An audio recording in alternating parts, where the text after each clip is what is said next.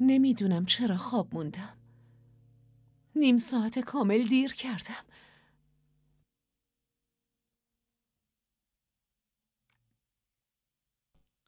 مامان، اگه اونا بگم با هم میان، نمیتونم که بگم نمیشه، نه؟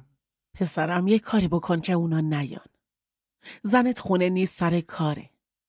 وحید بیاد 100 جور سوال میپرسه. به اینجاش فکر نکرده بودم. احمد لطفاً منو میرسونی رستوران، خیلی دیر کردم. خب به خاطر من دیر کردی؟ با خیال راحت گرفته و خوابیده. چیه؟ برو خودت مشکلتو حل کن.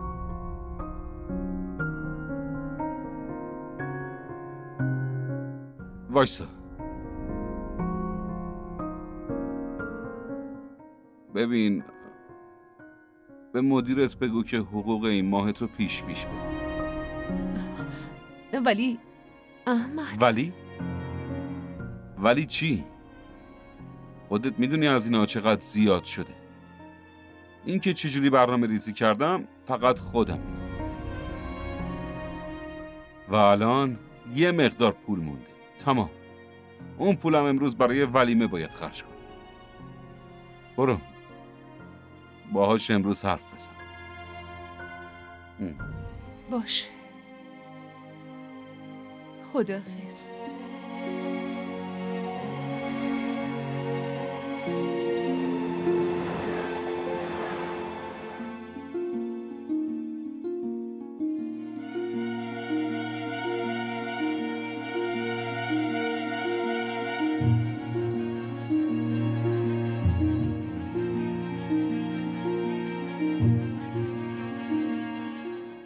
الو، کجایی مریم؟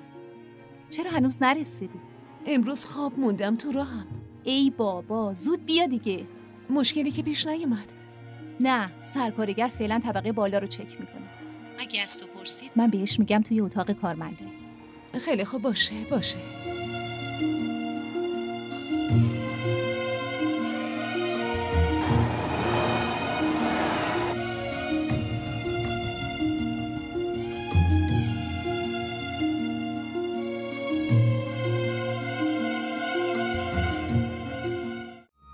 کانال ما رو سابسکرایب کنید. حمایت شما به ما روحیه میده.